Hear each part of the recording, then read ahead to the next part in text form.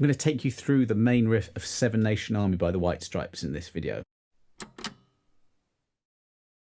My name's Dan from onlinebasscourses.com, and if this is your first time visiting my channel, make sure to subscribe for more video lessons like this one. So I've been doing a few videos on really famous kind of beginning bass lines, and they're bass lines where you play 2 or 3 notes and everyone knows what you're playing already. So I'll just quickly play this for you.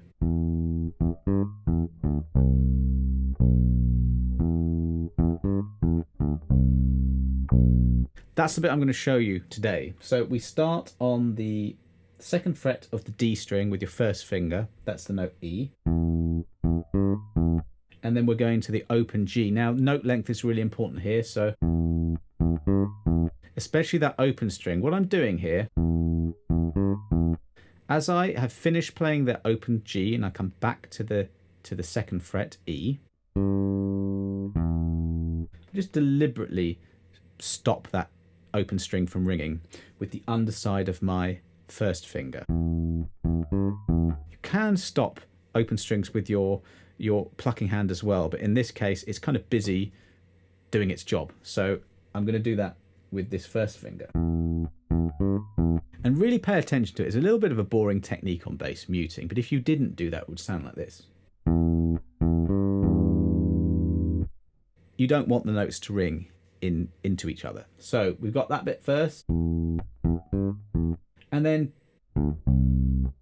D, C, B. So open string D, and then 2nd finger on the 3rd fret A string, and then 1st finger on the 2nd fret of the A string. Keep those fingers kind of nice and curled. You've got your thumb behind the neck, roughly behind your 2nd finger. Keep that wrist as straight as you can, because you don't want to bend it too much, okay? Just keep nice and relaxed when you're playing that. Now, in these other bass lines I've been doing, I've been showing you the scale that's being used, because I don't know if you've learnt any scales on the bass. If you haven't, you should. I'll put a link.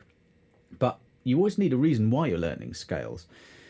It makes it easier to learn bass lines, and also it makes it easier for you to create your own, as well as your own fills, and you can improvise, you can jam with other musicians, the more of a handle you have over this. So in this particular case,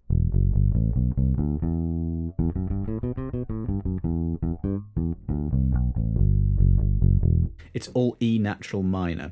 So that's E, F sharp, G, A, B, C, D, E.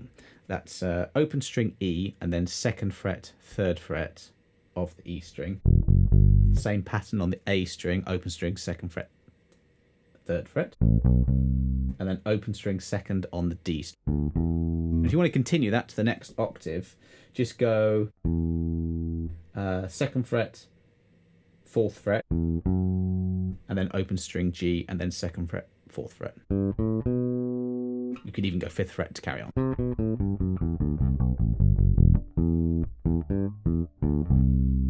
I mean, that bit, the D, C, B, is just descending the scale. I mean, it doesn't do that, and you should, if you're playing this in a band situation, play what the riff is, but you can mess around with notes of that scale just to get your fingers and your ear recognizing that it's scales here. Because really every bass line you play is made up from scales. That's why I kind of bang on about them quite a lot, because it's very good for your fingers, it's great for your ears, it's great for your composing of lines. So yes, do learn your riffs, and you can look at the tab here and just learn it that way. But I think the more you know about music theory and your fretboard and how to play in time and connecting all these ideas together, the better you'll be as a bass player. So what I'll do is I'll put a link below this where you can download the tab and the notation of that, as well as the other bass lines. I'll also put a little link here where you can check out the other videos in this series. But if you have any other riffs that you'd like me to teach you, or any kind of theory or scale questions or whatever, just either put the comment in the box below or get in contact via onlinebasscourses.com. I'll hear from you soon, hopefully, and I'll see you on the next video.